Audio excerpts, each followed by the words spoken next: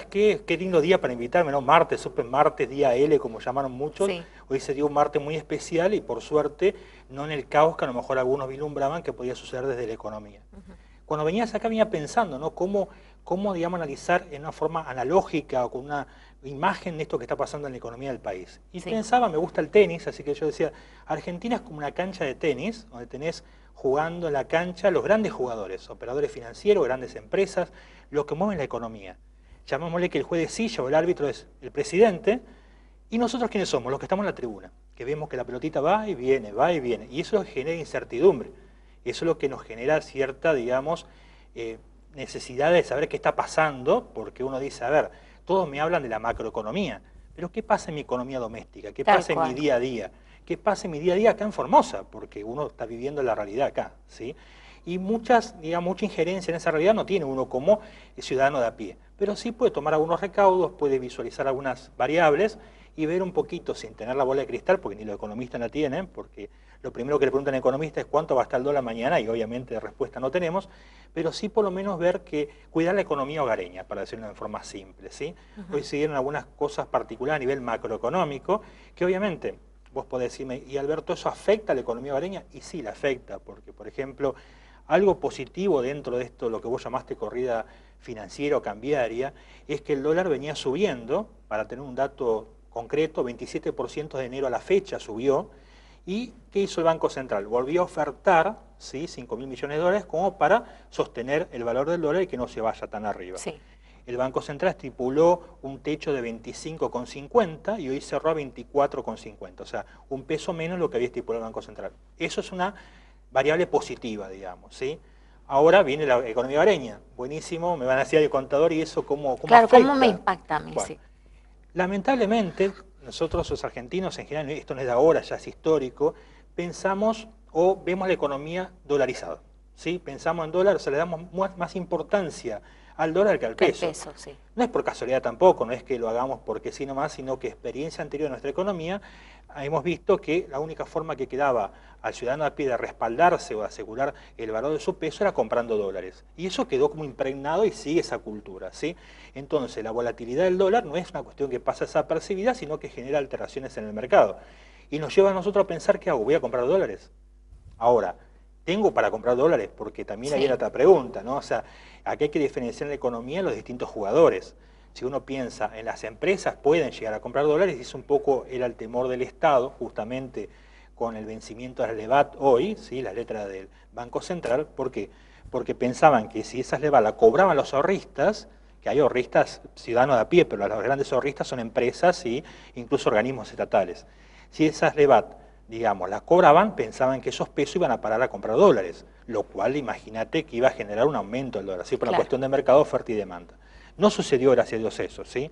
Ahora, el pequeño ahorrista, el ciudadano de a pie, si bueno, compro dólares ahora, ¿cómo me resguardo? ¿Compro dólares?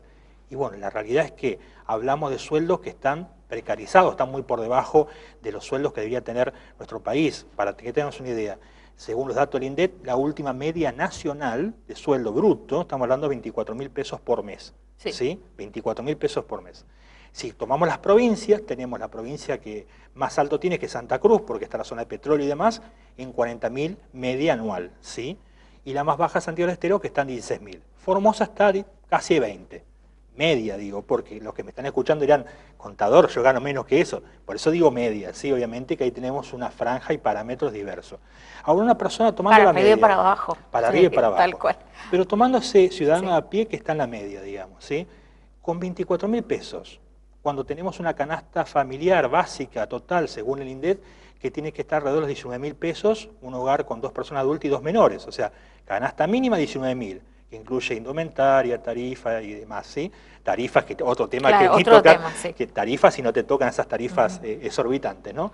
Es decir, ¿cómo haces para ahorrar en dólares? ¿Qué te queda de ese sueldo, sí, llevado a pesos para comprar dólares? Casi nada. O sea que el dólar puede ser quizás una forma de resguardarse para las grandes empresas, pero para el pequeño ahorrista se le hace difícil, digamos. ¿Me explico? O sea, no es que no quieran o no sea una forma de ahorrar, sino que les cuesta porque su sueldo no le va a rendir para ahorrar, ¿sí? Entonces, ¿qué hacemos? Alguien dice, hubo una época donde era muy útil invertir en ladrillos. Sí, es verdad eso, pero volvemos a lo mismo. llevado a la economía doméstica, al ciudadano de a actual, pie, sí. a ese que estamos hablando que tiene la medida del sueldo, ¿qué tiene que tener para invertir en ladrillos? Un terreno, ni hablar que en Formosa los terrenos están altísimos, ¿sí? O sea, si no lo heredó, no lo tiene comprado de antes, se hace difícil. Después hablamos de los recursos humanos que tienen que construirse, algo que lo haga el propio ciudadano, digamos, ¿sí? Se complica un poco más. Entonces, el tema de invertir en ladrillos para la economía doméstica del ciudadano a pie no es tampoco la mejor opción. Y alguno estará pensando, pero ¿cuál es la opción entonces? Porque se nos está achicando la franja. Bueno, hoy por hoy hay dos que no son, digamos, las mejores desde el punto de vista financiero en cuanto a la rentabilidad que te generan, porque bien sabemos que la mejor opción fueron las LEVAT, que estaban dando una tasa casi del 40%, ¿sí? Pero bueno, llevando las cosas más mortales, tenemos la clásica, que es el plazo fijo, que si bien está pagando, depende del banco, entre un 22 o un 25%, ¿sí?, de tasa nominal anual, y los fondos de inversión. Y los fondos de inversión es como que la gente me tiene medio como temor porque piensa que es complejo, ¿sí? Pero hoy en día un fondo de inversión, el ciudadano que quiere invertir en un fondo de inversión, que no digamos, se puede empezar invirtiendo desde 1.000 pesos, por decir una manera. Eso iba a preguntar cuánto hay por que eso, tener, ¿no? Uno piensa que un fondo de inversión es algo, millonario, tengo que ir a la grande, bolsa, ¿cómo es? Bueno, no, porque los bancos dan esa alternativa. Entonces, ¿qué es un fondo de inversión? Se juntan varias personas con un capital pequeño, pero sumado es un capital considerable, y el banco, a través de la intermediaria en la bolsa, no voy a contar la operatoria porque va a ser aburrida, pero sí el banco lo que hace es compra acciones de distintos paquetes accionarios, ¿sí? Y eso cotiza. Y obviamente eso genera una rentabilidad. Si las empresas de las cuales compran acciones le va bien, obviamente genera rentabilidad. O sea, ¿tiene un riesgo? Tiene un riesgo. Pero en principio es otra alternativa financiera que uno con un bajo capital puede acceder, porque no es que va uno directamente a acceder, sino que forma parte de un grupo, se junta un capital considerable y el banco interviene en las operaciones del mercado de capital con esos fondos. O sea, plazo fijo y fondos de inversión son dos alternativas donde los montos a invertir, digamos, no son muy altos, o sea que el ciudadano de a pie puede llegar a poner plata en esas herramientas financieras, y si bien la rentabilidad no es como la de las LEVAT, o quizás no es como el dólar, que ahora bueno, el dólar pegó un puntazo hacia arriba, no sabemos lo que va a pasar más adelante, se estima que se va a mantener en 25,50 si el Banco Central sigue con su política de ese techo. Entonces, esas son alternativas viables. En ese contexto, ¿no? Si hablamos de plazo fijo, mínimo de 30 días, y se ha instalado como siempre cierto temor, ¿no? Cierto fantasma. Las redes sociales tienen mucho que ver, es increíble. Sí, onda lo que pasó alguna vez que no, la y plata... la gente tiene miedo porque dice que ha pasado también que el que tenía plazo fijo sacó su plata y dijo, voy a invertir lo que pueda, voy a adelantar el pago de cuentas porque... cierto temor, ¿no? A decir, ¿será que voy a poder sacar mi plata después? Buena pregunta, que no tiene nada que ver con lo político, porque hoy por hoy es partidario, ¿no? Porque hoy por hoy uno pregunta algo, opina sobre tal cosa, o quiere saber o tener más información y dice, vos sos de este sector o del otro.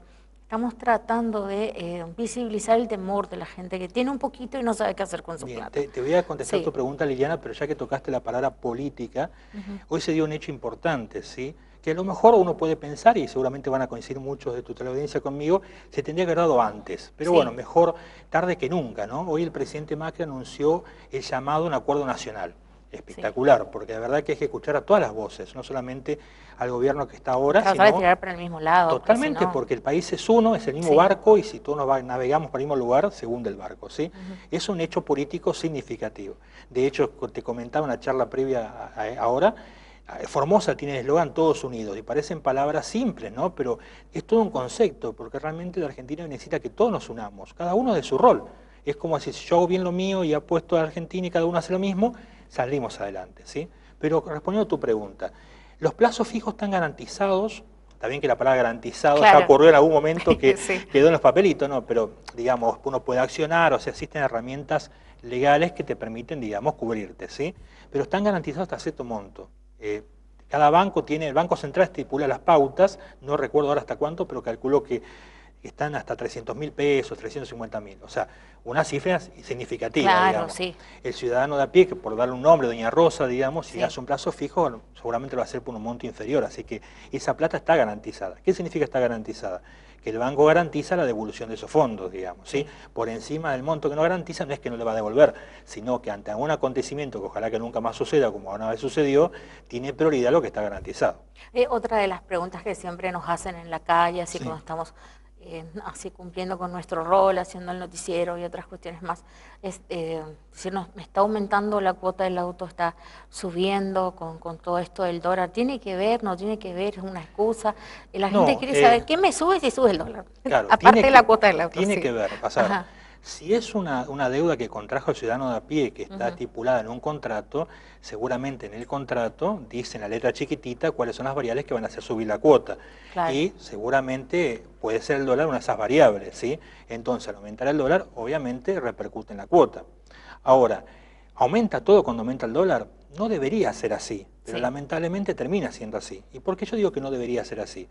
Porque en realidad, si uno, quizá esto es muy técnico, pero voy a explicar en forma bien simple y sencilla, ¿sí? ¿Cómo se forma el precio de un producto? A ver, ese vaso, ¿cómo llegó el precio de ese vaso? Yo digo, para formar el precio de ese vaso, en forma simple lo digo porque hay otras variables, pero es igual a costo, lo que me costó fabricarlo, incluye materia prima, insumo, mano de obra, o sea, todo lo que me implicó fabricar el vaso, más el costo, digamos, no costo, sino más la ganancia esperada, utilidad esperada por el empresario. ¿Sí? Y con esto que voy a decir ahora, los empresarios no se me enojen porque también tienen sus dificultades, porque calcular que la carga tributaria para el empresario argentino ronda alrededor del 60%, o sea que el empresario tiene como socio el Estado, pero sacando eso de lado y diciéndolo en forma generalista, uno dice que el precio es igual al costo más lo que yo espero ganar, ¿sí? ¿Qué pasa? En que el costo, digamos, ¿el dólar influye en el costo? Sí, porque seguramente si yo estaba comprando el insumo para hacer ese vaso, X insumo, al aumentar el dólar, ¿qué me hace mi proveedor? No, aumentó el dólar, tengo que comprar al extranjero o paso tal cosa, te aumento el costo. El costo aumentó, ¿sí? Ahora, ese costo que aumentó, ¿es trasladable directo a los precios? No debería ser, porque yo tengo dos opciones. Lo puedo absorber desde ganar un poquito menos, no perder, ganar un poquito menos, ¿me explico?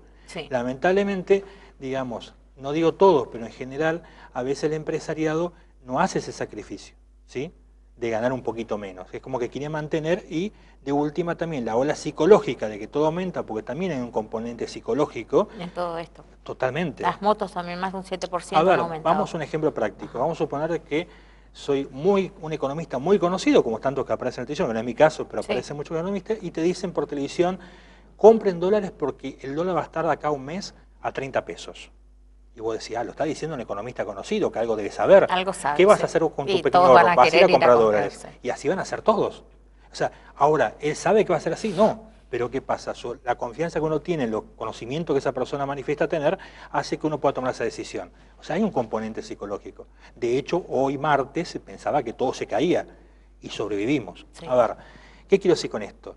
Argentina tiene muchas, lamentablemente, ¿no? muchas costumbres de haber pasado crisis. Y seguiremos pasando crisis, porque la crisis es parte del movimiento de la sociedad, digamos. El tema está en qué hacer frente a la crisis. ¿Qué puedo hacer yo frente a la crisis? Primero, no desesperarme, porque uno se desespera y no va a lograr nada. Es decir, bueno, ¿cuál es mi fortaleza y qué puedo hacer yo frente a la crisis? Volvemos a Doña Rosa. Doña Rosa, a lo mejor ama de casa, alimenta a sus hijos, está en una situación económica que ve que la cosa cada vez se la achica más, porque va al supermercado y lo que costaba uno ahora cuesta dos, etcétera, etcétera. ¿Sí? Ahora, ¿qué puedo hacer? Bueno, yo te decía hoy que, por ejemplo, una alternativa, no quiere decir que haga eso, ¿sí? Pero el Banco Nación, por nombrarte un banco, porque también el Banco Formosa tiene buenas líneas de crédito con tasa subsidiada a partir del apoyo de la provincia de Formosa, pero el Banco Nación lanzó hace poquito Nación Emprende, ¿sí? Una de sus líneas, que son microcréditos o micropréstamos, es hasta 70.000 pesos, que puede acceder cualquier ciudadano de a pie con bajos requisitos, digamos, no se le exige mucho para acceder. Y aparte tampoco la tasa es tan alta. Entonces Doña Rosa dice, bueno, yo cocino para mi familia. ¿Por qué no puedo empezar a cocinar para hacer viandas? Y busco emprender con ese negocio. Aunque sea en el barrio, no lo digo en forma de grande, digamos, pero es una forma de conseguir otros ingresos para la familia. Porque acá la ecuación es simple, o sea, esto le pasa a la nación, le pasa al ciudadano de a pie, le pasa a la economía familiar. O consigo más ingresos o bajo los gastos. No hay historia. Cuando uno habla del gasto público, que hay que bajar el gasto público, ¿cuál es la contrapartida? Los famosos brotes verdes. O sea, si vienen inversiones, se reactiva la economía, puedo sostener a lo mejor ese nivel de gasto público sin subirlo demasiado y sigo subsistiendo. Pero ¿qué pasó hasta ahora? Los brotes verdes lo estamos esperando. Entonces el gasto público, bien, sigue subiendo un poco cada vez más. ¿Y cómo hacemos? Entonces, ahí aparece el fondo. Estoy a lo mejor mezclando, pero estoy haciendo... No, pero se entiende. Se entiende. Aparece el Fondo Monetario Internacional, que no tenemos lindas experiencias con el fondo, esperemos que esta vez sea diferente, aunque nadie es muy optimista al respecto por la experiencia previa, pero ¿para qué Argentina acude al fondo? Justamente para generar un colchón financiero para poder hacerse cargo de los planes que tiene vigente. Ahora, ¿es bueno o es malo? Y es la realidad de su situación financiera que tiene que resolver. Sí.